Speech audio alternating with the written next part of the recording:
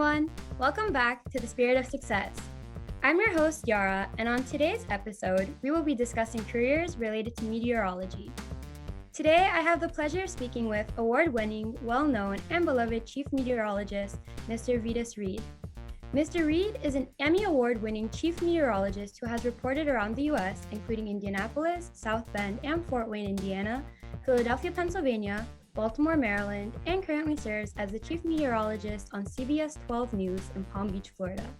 He has also been awarded the Seal of Approval from the American Meteorological Society and is a member of the National Weather Association and serves on their Diversity Committee.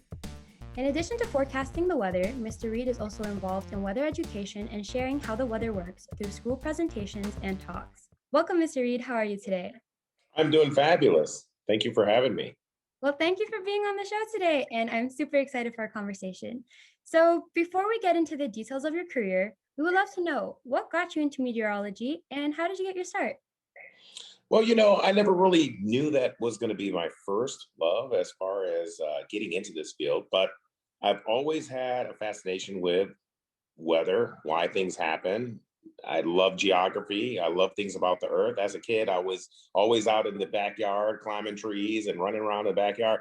So I was always outside. So it was always that kind of outdoorsy kind of a person. But growing up, I ended up getting into school, going to broadcast communications at Indiana University, but I worked behind the scenes for about 3 years before I actually got in front of the camera. So I became good friends with some of the weather people there, and they started teaching me about meteorology, and I loved it. I just love knowing about why clouds are here and why is it raining in here and why did we get hurricanes and all of these type of things. So I started to learn about it, and I was fascinated. And so once I got connected, they began to teach me. I began to learn, and then they said you could go back to school for it. And I went back to school for meteorology at Mississippi State, got my degree, and I got my first job in Fort Wayne, Indiana. And ever since then, I've been doing weather. From sunny to stormy, just like that. Weather around here can change pretty fast, but Storm Track Weather is faster, preparing you ahead of time for whatever your plans are. Whether it's at the bus stop, the beach, or the playing field, pinpointing when, where, and how weather will affect you, right down to your backyard, alerting you instantly when storms threaten. Reliable forecasting designed for your daily life. From the team you trust every day, keeping you ahead of the storm. Storm Track Weather, only on CBS 12 News. How have your values influenced your approach to meteorology and reporting? Well, I think that it's a personal feeling that it's a form of service. When I'm doing my job, it's not just for me. Of course, you go to work and you get a paycheck, things like that, take care of your normal life and your bills.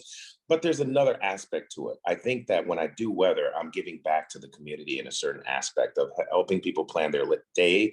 Not only that, it's something where I help protect people as well. So if we have severe storms, I'm helping them know what to do or protecting them if we have a tornado warning or we have flooding or flash flooding or dangerous lightning storms coming. I can warn people and let them know what they need to do to take shelter or to maybe give them a heads up before even the storm gets there, a day or 2 days before. I can say, hey, we're going to have some bad weather coming. So people can plan. So it's a sense of service. And I think that's where the core of this job for me is serving others. And so that's how I personally feel like I can give back and be a part of the community. So what does success mean to you, and how has your definition of success evolved throughout your life and career? Success doesn't mean necessarily my degrees. I have like 2 degrees that I can hang on the wall. You get plaques and you get these accolades. I have a Emmy that's sitting there, actually, where you get these Emmys for winning, the lady with the wings and she's holding a globe. I mean, it's all cool, but it's not so much, the success comes from when I see other kids involved in STEM or science, technology, engineering, math, and especially less fortunate communities where a lot of urban and inner city kids I try to go out and speak to, because a lot of times they feel that they might not be able to do this, or it's too much math, or I'm afraid of science. But it's one of those things where I'm able to feel like the actual success is really reaching these young people. That's the true success. It's not the accolades on the wall and how many awards I get. It's actually how many kids have I touched their lives? How many people have I touched? And it doesn't have to just be kids. I have one story where there was a girl from Indianapolis, actually.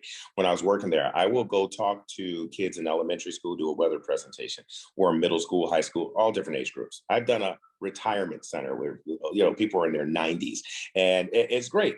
But this middle school I went to, I did a weather presentation. Years go by, years, like 10, 15 years go by.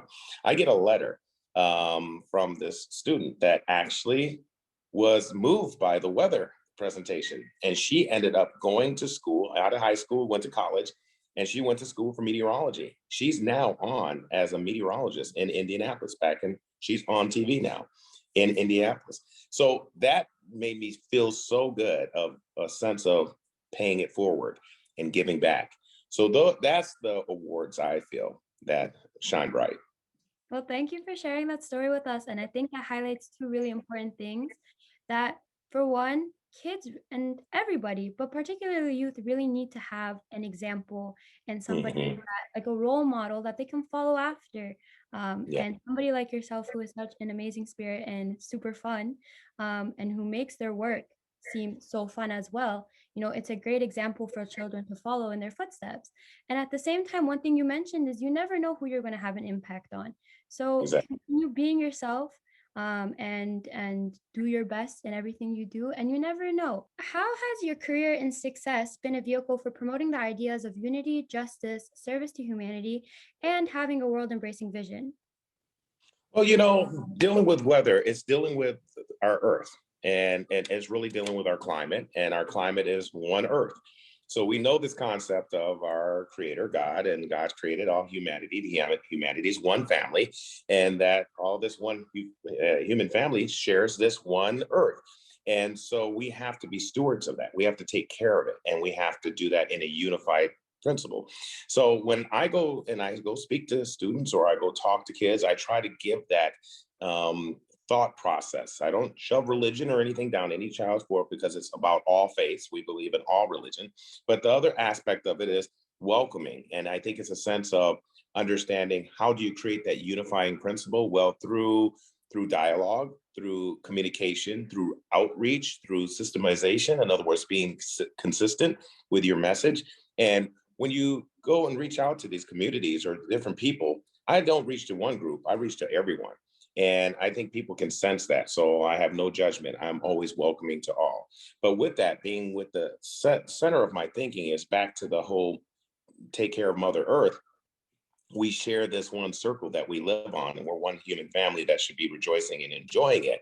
I always try to make sure I put that out there, make sure people understand that's what we try to do, or what I try to do. And I think people pick up on that. And that's how I envision that.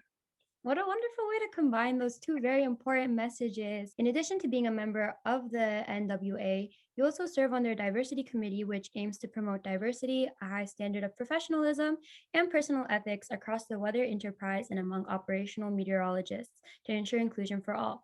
So, what unique perspective do you bring to the NWA's Diversity Committee, considering your values and beliefs and the values and beliefs you try to promote through your work? Well, like for instance, in general, here in America on television, our weather departments or weather teams in most TV markets have not really had a lot of diversity. And we're talking about people of color or women or different minority groups. And one of the aspects of what we really try to do, or what I've really strive to do, is extend that hand to minority groups to really bring them in. So, like for instance, our weather team. Our weather team in West Palm, I'm the first African American chief meteorologist in this entire city ever. So me getting the job here recently has just diversified this city by being the first. And we need to see more of that. And so I would like to help expand that in other cities and other markets by helping people of minority background, or trying to diversify with women. And we need to see that. Like even people who, like if you think of somebody, you're watching TV, have you ever seen a weather person with a hijab on doing the weather? Never in America. I've not seen not one station in all the TV stations around America. We don't have that. Even though I know a couple of reporters that are reporting, but I don't know anybody doing weather. Someone in a wheelchair. I've never seen a person in a wheelchair doing the weather at the chroma key wall. So for me, I feel the diversity should reflect our television, should reflect our community. So it's very important for us to have that full diversity out there. So to be a part of that diversity committee, we really make efforts to try to make that change of what was the norm to change it with what our future should be of reflecting our own image of diverse humanity. What a wonderful mission and a very needed mission. I think in today's society, we really focus on that in TV shows, entertainment, acting type of thing. I think there's more focus put on that. But I think exactly like you're saying, we also need to put that type of a focus in news and reporting. So, speaking more broadly in terms of broadcasting and communication, what do you think is the impact of the way news is broadcasted and communicated today? Well, it's very impactful because there's different views of how people do the news. Some are more conservative on how they give their message. Some are more liberal on how they give their message. Some are more political in their tone. Some are non-political. The beauty about my job is I do weather. So I don't take a side whether you're Republican or Democrat, or you're white or you're black, or you're rich or you're poor, you're short, you're tall. It doesn't matter. If it's going to rain in your neighborhood, it's going to rain.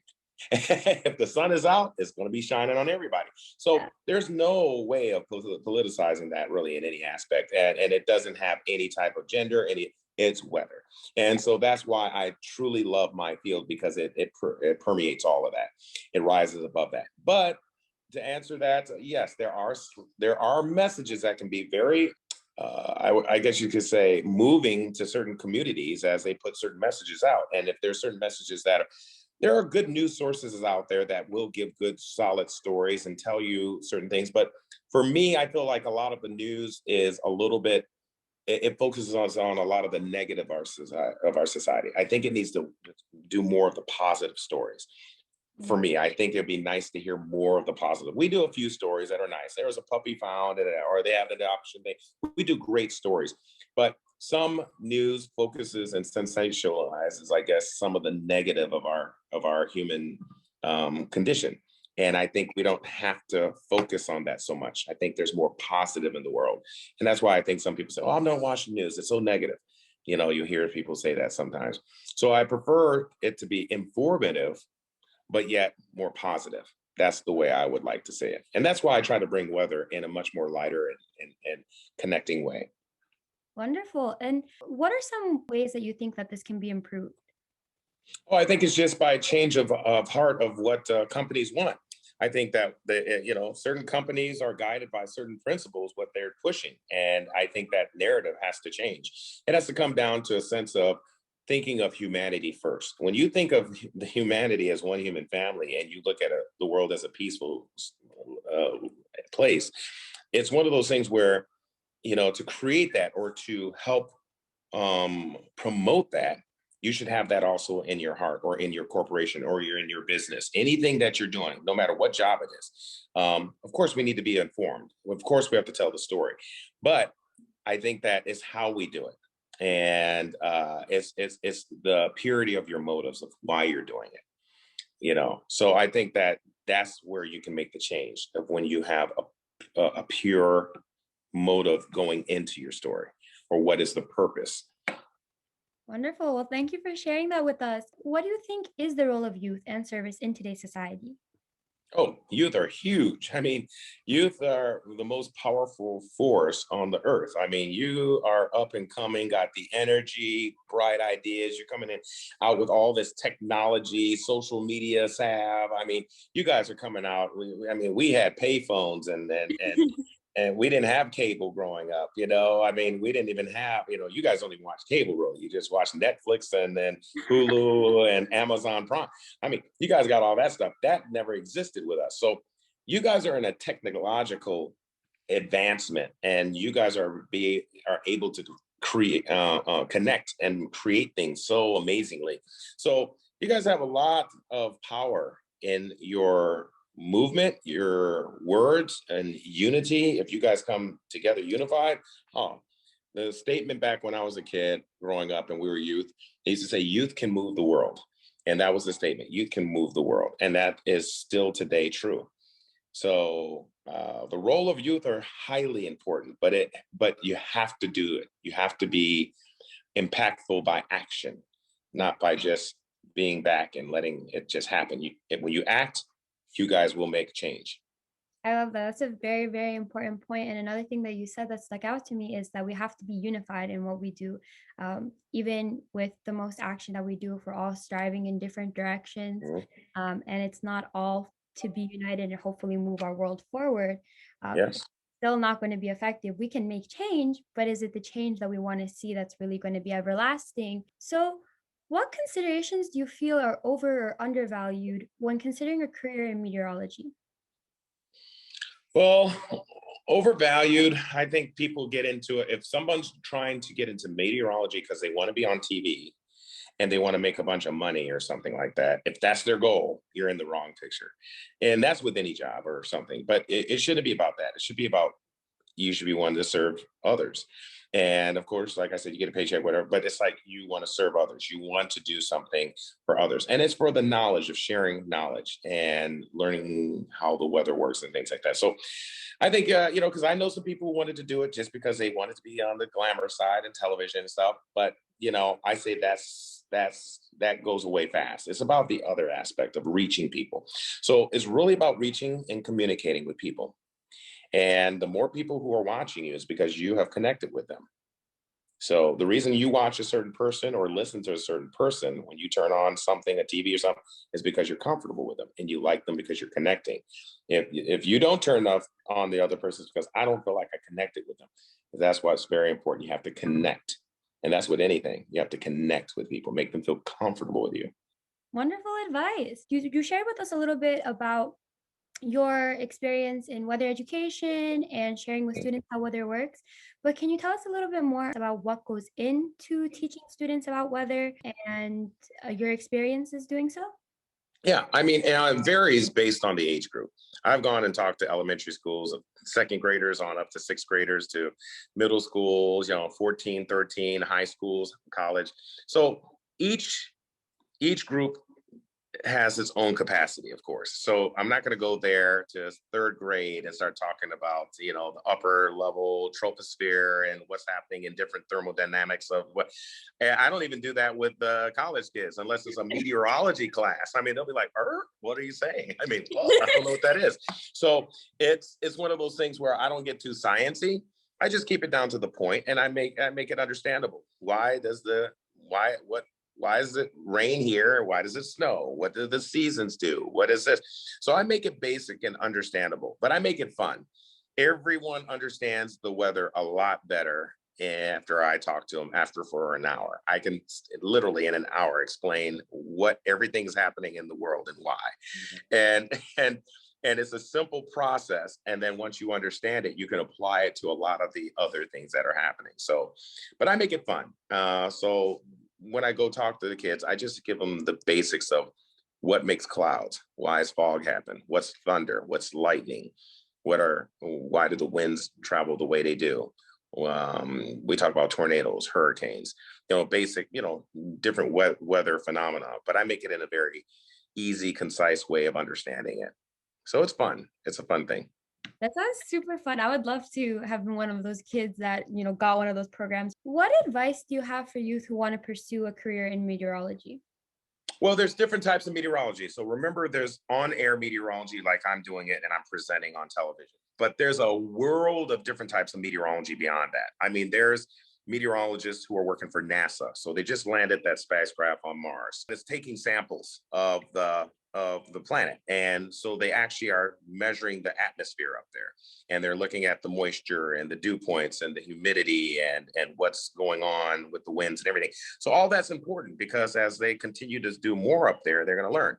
So there's meteorologists for NASA, space meteorology. There is meteorologists who are studying severe weather or oceanography or oceanographers. There are people who are looking at different types of atmospheric science that you can look at. So there's a lot of different meteorologists, and the government has a lot of positions or in jobs that aren't even on TV, but they're studying different aspects of the weather. National Weather Service, You Yeah. hear about the National Weather Service. You have the Storm Prediction Center, the National Hurricane Center, NOAA, National Oceanic Atmospheric Administration. You know, you have, tons of offices and jobs. I mean, I have several friends that are working, not on TV, but they work behind the scenes. So if someone wants to get in meteorology and they love it, they go to school, and there's different schools that offer great meteorology programs. Just investigate which one fits you. I went to Mississippi State University, but Penn State has a great program. Ball State in Indiana has a good program. There's, so many, Florida State. So there's a lot of schools that have good meteorology programs. Just find out which one's better for you, better fit. Wonderful. And speaking of all the different types of meteorology that there are, for your specific type of application of meteorology and for being on broadcasting and forecasting the weather, what advice do you have for youth who want to get a career in that type of meteorology? Well, first of all, there's two things you got to think about. You got to be able to do this. Talk. You can't be shy. So you got to be able to get in front of a camera and talk. And you have to have the gift of gab. So when I do my weather, basically, I'm not reading from a script. Like the news anchors, they have a script in front of them. Today on the West Side, there's a fire, and they're reading a script. For me, I'm doing it from here. So I'm ad-libbing most of my weather. So when I'm sitting there, I say, well, today our highs are going to be in the upper 70s. We have high pressure moving in for tonight. Looks like we'll have a chance for some showers overnight. And then for tomorrow, when I'm doing that, it's coming to my mind because I know my forecast, and I looked at my forecast. I write it out. I mean, I write it, but I don't have it in a script. I just know what I'm going to be saying, and it could change as soon as I get up. So it's ad-libbing. So one aspect of it for people who want to do it, and I say this to the students who are trying to study, I said, television as a whole is two things, and weather included. It's entertainment and it's information. The entertainment is the talking. What is your hairstyle? What color tie I wore? What was the color suit I had on? That's the entertainment side. Okay. People look for certain things. Oh, I like what he's wearing. Oh, but then they're listening for information. What's your forecast? What's the temperature? What's my day going to be like tomorrow? So if you know how to do both things, gift the gab, entertainment, talk, and have a good personality, and you got the knowledge up here, you know how to explain it well, you're going to do well. So that's what you need to be a broadcast meteorologist. Wonderful advice, and a lot to think about for people who are looking into that career. So before our episode ends, do you have any additional words of encouragement or advice you'd like to share with our audience? Well, here's what I say. First of all, for youth, if the youth are listening, you guys are amazing. You have the world ahead of you. No matter what job you do, it's always noble. It doesn't have to be you are, a business CEO. You could be the person serving fries at McDonald's. I've served fries at McDonald's and Burger King. And so the point is, I've done both. So the thing is that, every job is noble, whatever you choose. But if you do it in a form of spirit of service, that you're helping people and you do the best you can, it doesn't have to be you get an A on every test. Trust me, I didn't get an A in every test. I was probably a B, C student, to be honest. But if you try the hardest and you did the hardest and you got a C, well, at least you tried the hardest. That's what counts. It's not about get A's if you can. But I'm not trying to put down A's, because all the moms and dads watching, they're gonna be like, wait a minute, I want them to get A. No, it doesn't have to be at all. It's about how you finish the race. Did you push as hard as you can? And that's it in life. You do the same thing. But while you're doing it, on the outside, you say, how is this going to help others? Did I make someone smile today? Did I do something good for somebody else? And if you always have that in your heart, no matter what job it is, whether it's the fries or whether you're the CEO of the corporation, you're going to be in good standing. Just always remember that. Such beautiful advice, and all very, very important things for our personal lives and for our future careers. So thank you very much, Mr.Reid, for your insight and advice today. It's been a pleasure speaking with you. And to learn more about Mr. Reid, check out his work, join his lives, and watch him DJ, visit his Facebook and Instagram at Vytas. Well, thank you again for your time today, Mr. Reid. You're welcome. May the sun shine bright on you and all your viewers always. Aw, thank you. And as always, thank you all for listening. Be sure to subscribe, follow, and like the podcast on its various platforms, including YouTube, Spotify, Apple Podcasts, and Google Podcasts, to be notified each time a new episode is posted. If you want to get the latest updates about the show, announcements, submit questions that you would like me to consider to talk about on the show, or join discussions related to the topics we discuss on the show, follow us on Instagram at spiritOf.success, Facebook at spiritOf.success9, and our new Facebook group under the Spirit of Success. Until next time, I'm your host, Yara, and don't forget to continue challenging yourself and working to make your spirit soar to new heights. Bye! Bye.